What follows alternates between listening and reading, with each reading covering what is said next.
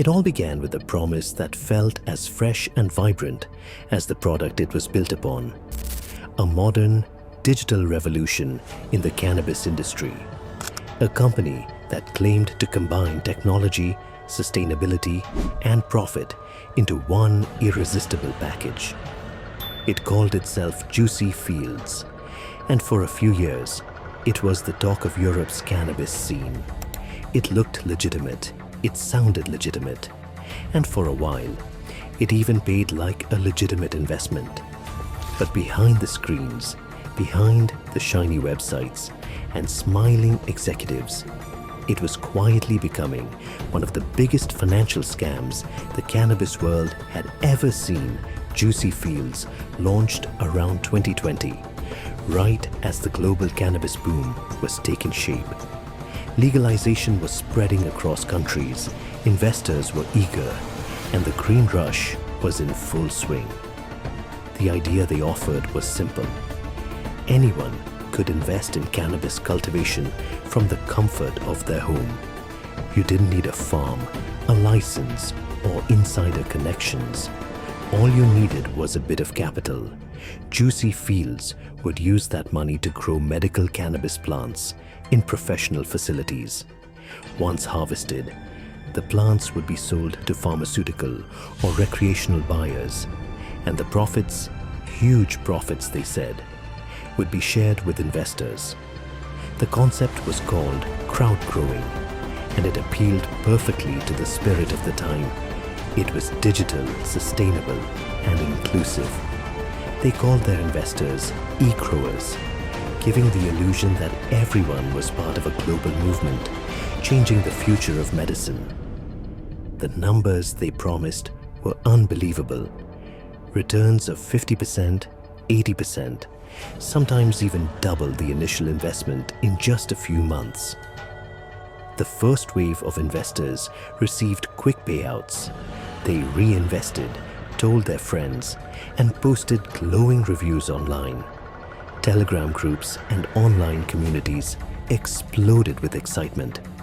People shared screenshots of their profits. YouTubers made videos about how easy it was to make money through Jucy Fields. And soon, thousands of new investors were signing up every week. The more people joined, the stronger the illusion became. Jucy Fields had mastered the art of legitimacy. They built a sleek website, filled it with pictures of lush cannabis farms and laboratories. They attended international cannabis expos, sponsored events, and handed out glossy brochures at conferences. The company's representatives, dressed in business suits and speaking fluent English, talked confidently about innovation, social impact, and the democratization of the cannabis market. Their tone was professional, their presence commanding. To the public eye, Jucy Fields looked like the future. But the deeper you looked, the stranger things got. The company's leadership seemed to change constantly. One month, there was a CEO named Alan Glantz, smiling in interviews and giving ambitious speeches about global expansion.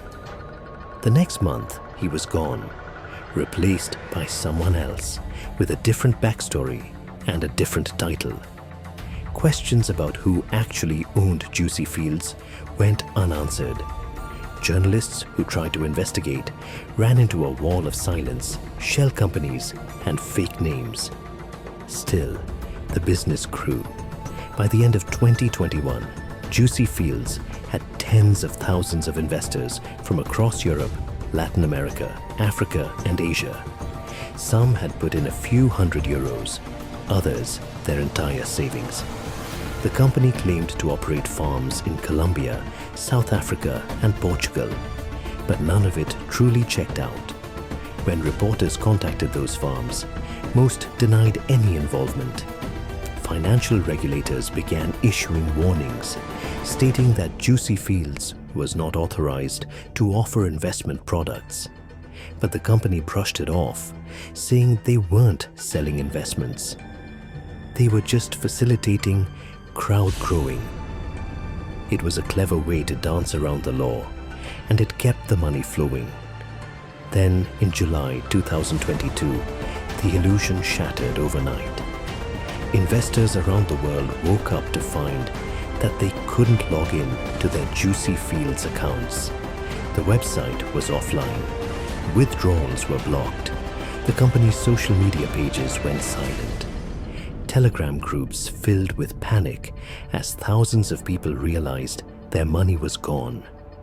The scale of the loss was staggering.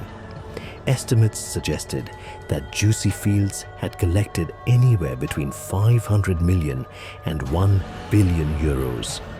And the people behind it vanished. The faces investors had once trusted disappeared into thin air.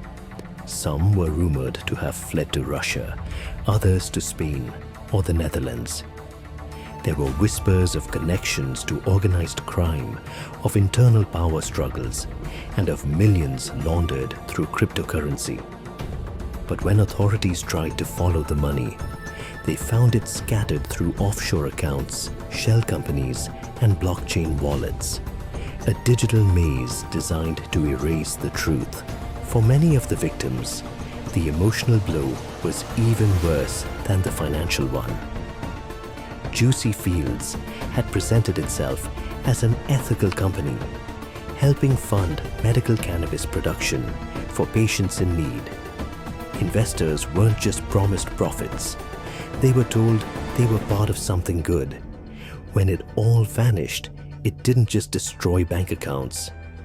It shattered trust. The story grew even darker as details emerged. Several supposed employees of Jucy Fields later claimed they had no idea they were part of a scam. They said they were hired for marketing or social media roles and were as shocked as everyone else when the company collapsed. Others insisted it wasn't a scam at all, that rogue insiders had hijacked the system. To this day, no one has been officially convicted for the disappearance of Jucy Fields' billions.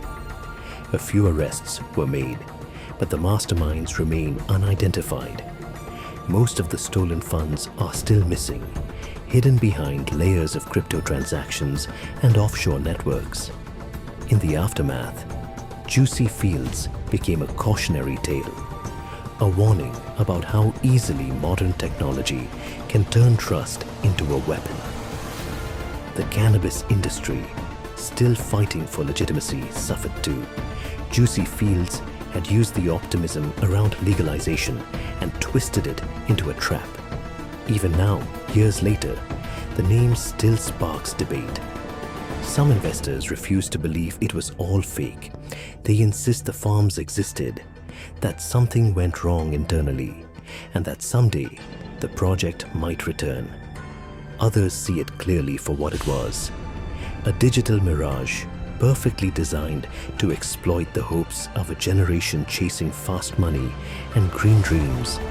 What remains of Jucy Fields is not just a record of financial loss, but a reflection of human nature.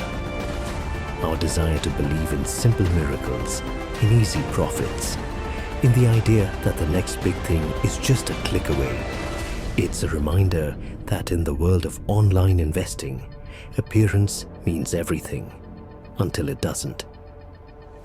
The screens went dark, the websites disappeared, and the so-called revolution dissolved into silence. But the echoes of Jucy Fields still linger, a ghost in the digital age, haunting the intersection of technology, money, and human trust. Everyone wanted a piece of the cannabis dream, but what they got instead was one of the biggest financial nightmares the industry has ever known. A story that began with hope and ended with the perfect crime.